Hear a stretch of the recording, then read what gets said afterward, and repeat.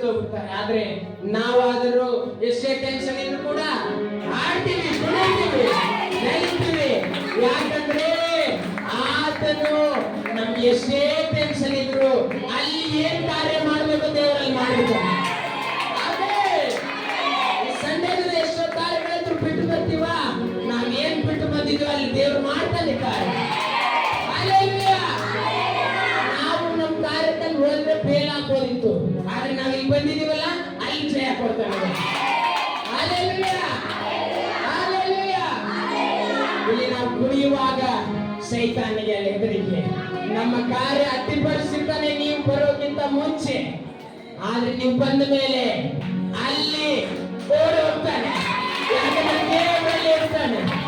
ಆಮೇಲೆ ನೀವು ಸರಿಯಾದ ಸಮಯಕ್ಕೆ ಬರುವುದಾದ್ರೆ ದೇವರು ಸರಿಯಾದ ಸಮಯಕ್ಕೆ ನಿಮ್ಮ ಕಾರ್ಯಗಳನ್ನಲ್ಲಿ ಮಾಡಿರ್ತಾನೆ. Hallelujah, hallelujah. ಒಂದು ಸಂಡೆ ತಪ್ಪಿಸಿದ್ರೆ ಒಂದು ವಾರಗಳ ಕಾಲ ನೀವು ನಡಬೇಕಾಗುತ್ತೆ. ಅದೇ ಒಂದು ಸಂಡೆ ನೀವು ಕರೆಕ್ಟ್ ಆಗಿ ಆಗ್ತದೆ ಸಮಯವನ್ನು ಕೊಟ್ರೆ ಆ ದಿನದ ಜೊತೆಗೆ ಇನ್ನು ಉಳಿದಿರುವ 6 ದಿನಗಳಲ್ಲಿ ದೇವರು ವಿಶೇಷವಾಗಿ ನಡೆಸುವಾಗ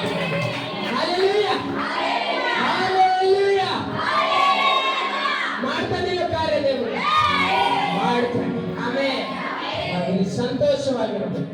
ನಮ್ಮ ಚಿಂತೆಗಳು, ಭಾರಗಳು ಪಕ್ಕದವರಿಗೆ ಗೊತ್ತಿದೆ ಇರ್ಬೋದು, ಆದ್ರೆ ದೇವರಿಗೆ ಗೊತ್ತು. ಆಮೇಲೆ ಯಾಕಂದ್ರೆ ನೀನು ಹೃದಯವನ್ನು ನೋಡ್ಬೋದು, ನೀನು ಹೇಳಿಲ್ಲ ಅಂದ್ರೆ ದೇವರಿಗೆ ಗೊತ್ತು.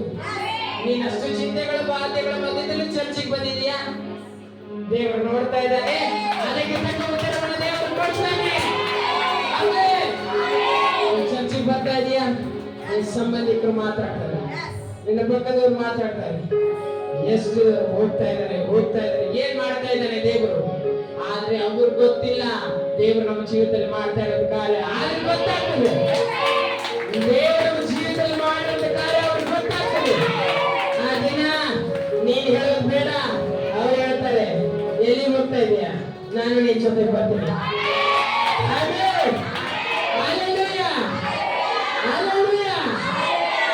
ಓಕೆ, ಇಷ್ಟೆಲ್ಲ ಹೇಳಿದ್ದಲ್ಲ, ಇದು ನೀನ್ ಬರೋದ್ರಿಂದ ಆಗುತ್ತೆ. ಆಮೇಲೆ ನೀನ್ ಬರೋದ್ರಿಂದ ಆಗುತ್ತೆ.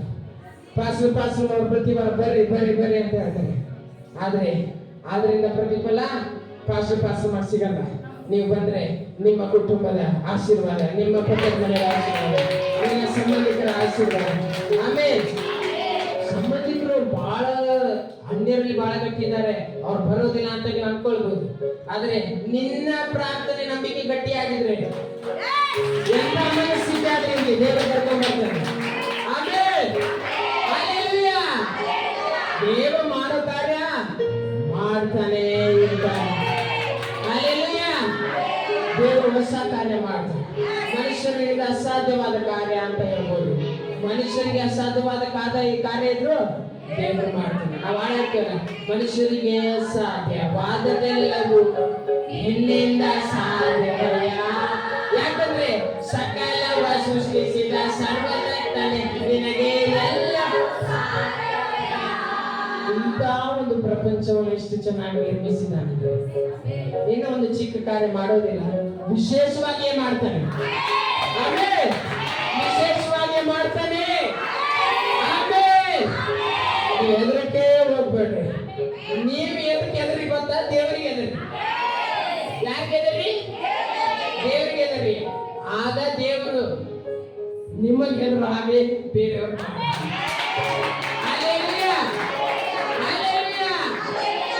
ನಮ್ಮ ಪ್ರಾರ್ಥನೆಯಲ್ಲಿ ಅಂತ ಫಲವಿದೆ.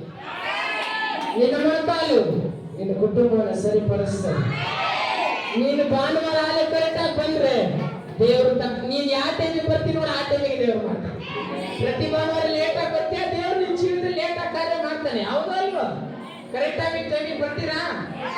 9:00 ಕರೆಕ್ಟ್ ಆಗಿ ಬರ್ರಿ, ದೇವ್ರು ನಿಮ್ಗೆ ಏನ್ ಟೈಮಿಂದ ನೋಡು ಕರೆಕ್ಟ್ ಆಗಿ ಮಾಡ್ತಾನೆ. ಆಮೇಲೆ 12 ಗಂಟೆಗೆ ಬಂದ್ರೆ ಮಾಡ್ತಾನೆ ದೇವರು. ಆದ್ರೆ ನಿಮ್ ಜೀವಿತದಲ್ಲೂ ತಡ ಹಾಕೊಂತ ಹೋಗ್ತದೆ. ಆಮೇಲೆ ಕರೆಕ್ಟ್ ಆಗಿ ಟೈಮಿಗೆ ಬಾ, ದೇವರಿಂದ ಕರೆಕ್ಟ್ ಆಗಿ ಟೈಮಿಗೆ ಉಪಕಾರ ಕೊಡ್ಬೇಕು. ಹಲ್ಲೆಲೂಯಾ.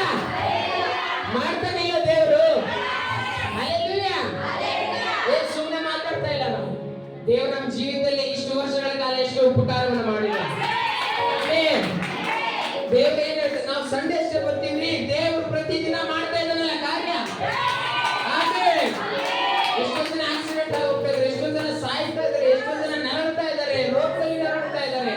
ದೇವರು ಅದು ನಮಗ್ ಬರ್ಲಾರ್ದಂಗೆ ತಡೆಗಟ್ಟಿ ಬಂದ್ರು ಕೂಡ ಅದ್ರ ಮಧ್ಯದಲ್ಲಿ ನಾನು ಇದ್ದೇನೆ ಅಂತ ತೋರಿಸ್ತಾ ಇದ್ದೇನೆ. Hallelujah, hallelujah. ಒಂದು ನೋವು, ಒಂದು ನರಳಾಟ, ಒಂದು ರೋಗ ಎದಕ್ ಬರ್ತದೆ ಅಂದ್ರೆ ನೀನ್ ಧೈರ್ಯ ಹೊಂದಿಸ್ಬೇಕು, ನೀನ್ ಎದುರಿಸ್ಬೇಕಂತ ಬರ್ತದೆ.